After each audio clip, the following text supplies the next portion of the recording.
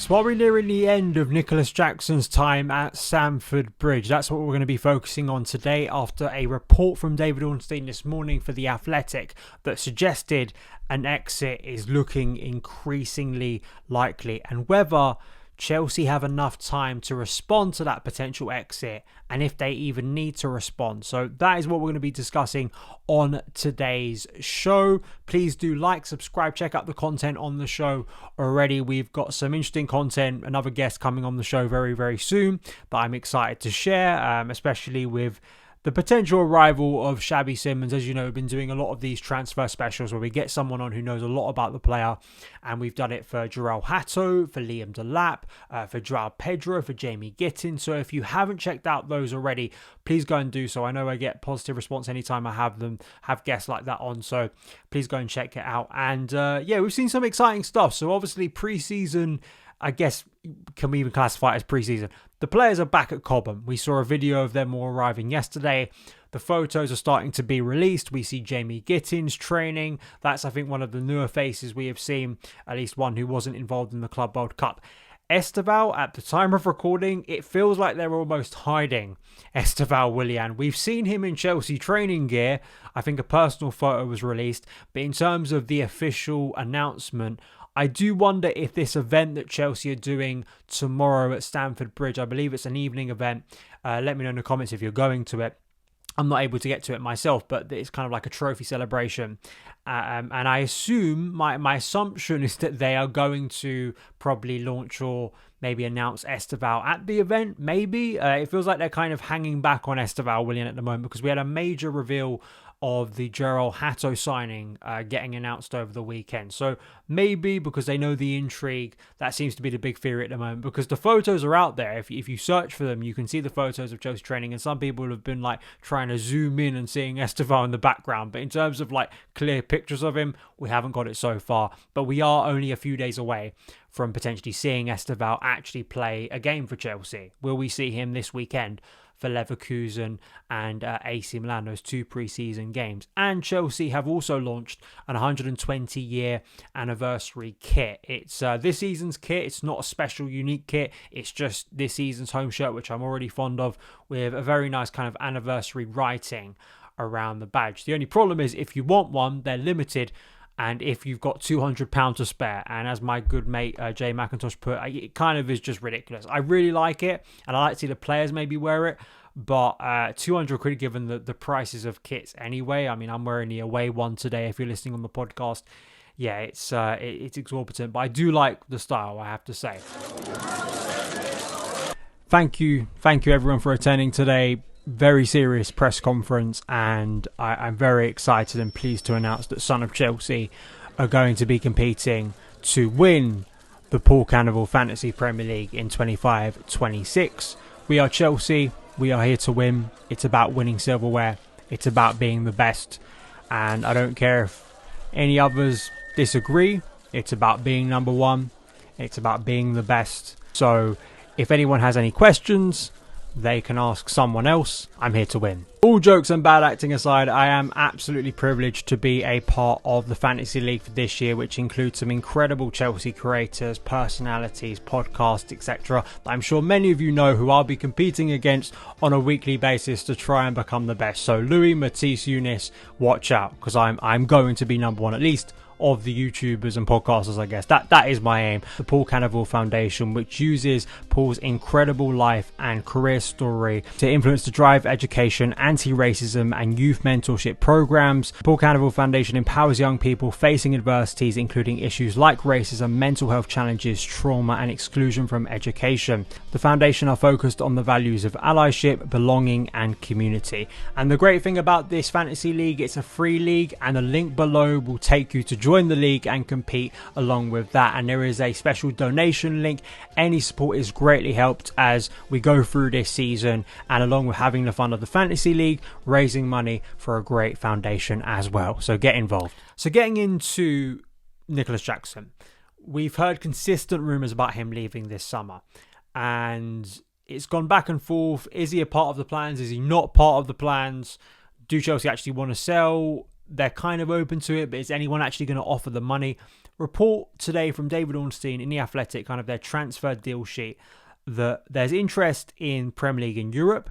Some of them want Jackson only if their key target cannot be obtained or someone leaves, others in addition to what they already have. Either way, there is a growing expectation he will exit, and developments on that case are anticipated in the coming days. Ben Jacobs reported later today there have been some initial talks between Chelsea and Newcastle for Nicolas Jackson as well. Now, I still do think a lot is going to have to happen. I don't think this is going to be a simple case, and I do think maybe it is a domino effect type transfer here, because I wonder if we may see the opposite of what happened with Noni Madueke, because I still believe, based on the reporting and based on having some conversation, I do ponder whether if Madueke wasn't pushing for that Arsenal move, whether Chelsea would have sold if Arsenal didn't, and Arsenal were coming in for Madueke, but he himself wanted to remain at Chelsea, whether that would have gotten over the line or not. And I think everything we seem to know about Jackson is, at the moment, he is very committed to Chelsea. He said as much. He's happy to compete. He did a really nice interview, D Sports, this was a few weeks ago, I think it was, where he was asked about competition, increasing competition. And this is what he said: competition, ? I don't have competitors. We're all here to help the club. Everyone has their role to play. Me, I'm on a mission. It's up to the coach to make his choices. I focus solely on my work. Good words from Nicolas Jackson there, because I think there's a lot of the moment where we get new players in, or kind of there's a feeling that, is there too many players for one position, and are actually players willing to compete? Well, I think a lot of players are willing to compete, and I'm still a firm believer. Let's just make it simple. I still don't want to sell Nicolas Jackson, and I don't know what has changed since the last time I think we spoke about this to kind of change my mind. That Jackson scores goals. He doesn't score a ridiculous amount of goals, but he scores a decent level number of goals. I like the idea of having 3 strikers within the squad. We haven't had that for a very long time. It seems to be a trend at Chelsea for a long period of time now that we are content with just 2 strikers, which I can understand logically should see you through. But if one of those strikers goes down injured, which we've seen in the past, you then suddenly are forced to maybe work around that and throw players into positions that they're not accustomed to. And also it's the purpose of, Jackson being a player that Maresca trusted a lot last year. Him being someone that at a low point in his 2 seasons has at least hit 10 Premier League goals. And I feel it's better to keep Jackson, see what the new players produce, and then in a year's time you can maybe turn around and go, okay, it's okay to sell Jackson now, we're moving on. But he's a good squad player. I still just don't buy that he's not a good squad player. I think that you can argue with me, and I probably agree with you, that he may never be the first choice elite kind of dominant centre forward that's like one of the best in the Premier League. However, numbers, as we spoke about, have gone naturally the other day. You sometimes can't deny them, and it's the combination of actually watching Jackson for 2 seasons. And I think on the pitch, other than some really bad misses and also some really bad individual moments of attitude and petulance that have, I think, soured his reputation and rightly garnered a lot of criticism, I think he's been a decent player for Chelsea. Now, for me, the barometer of selling Nicolas Jackson has to be linked to what is being paid for, say, Benjamin Sesko. If Benjamin Sesko is going to cost upwards of 80 million, I absolutely understand where Chelsea are coming from, where they sit there and go, well, we're going to look for a similar fee, because look at what our guy at a young age has done in the Premier League. He's guaranteeing you at least 10 Premier League goals. That is not an easy feat. And a bit like with Madueke, the market shows you a level of fee for a certain type of player at a certain point in their career. And then I think the rest of the market follows, or at least clubs follow in that aspect. So I think that's where that logic's coming from. But then that makes me think, well, is this just going to tick along and eventually the transfer window shuts and no one comes in and pays the money that Chelsea are asking for in the case of Jackson? Because I also think the risk you have if you were to sell Jackson, even for a decent fee, I think there then would be an expectation of Chelsea going back out in the market for a new striker. And if Sesko moves within that period of time, who are you going for? Osman's moved, Gyökeres has moved. You are then maybe looking at strikers who are maybe a little bit older in age. Ekitike's now moved. Isak, I can't see that happening really, especially with the way he's structuring. It seems like if he's going to move, it's only going to be to Liverpool. And already Liverpool have had a, 110 million, 100 million bid sort of turned down by Newcastle. That's in itself a humongous deal.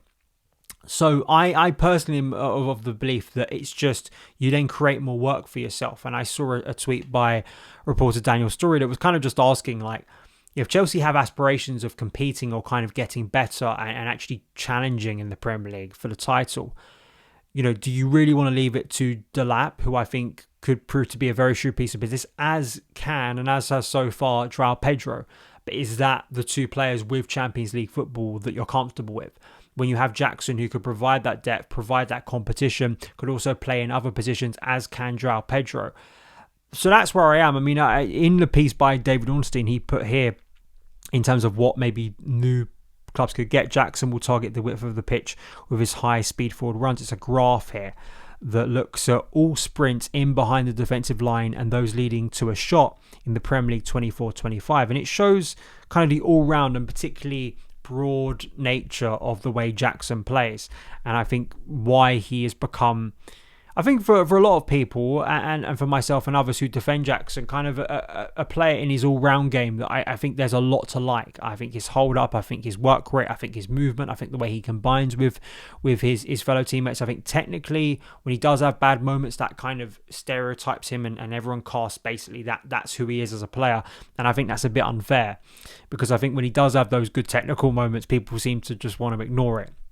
So I think there's always should be a balanced conversation about Nicolas Jackson, that he isn't world class, if you want to claim that phrase has any merit or power anymore. I don't think it does.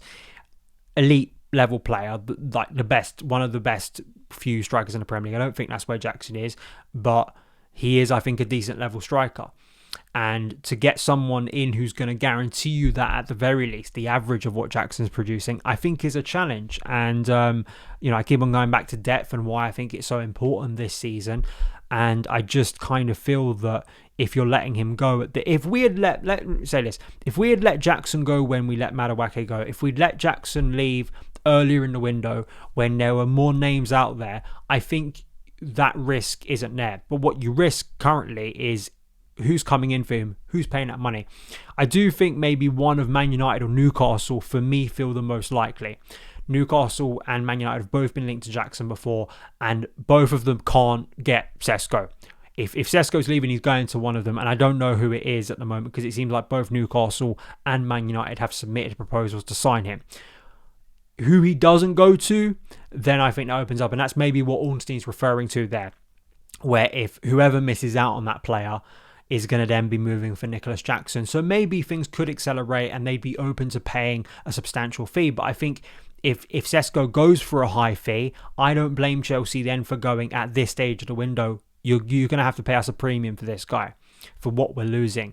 But then even if you get that premium financially, that's good, to sell that player. You're getting a great fee. You're going to make a profit on him, hopefully quite a big profit on what you originally paid.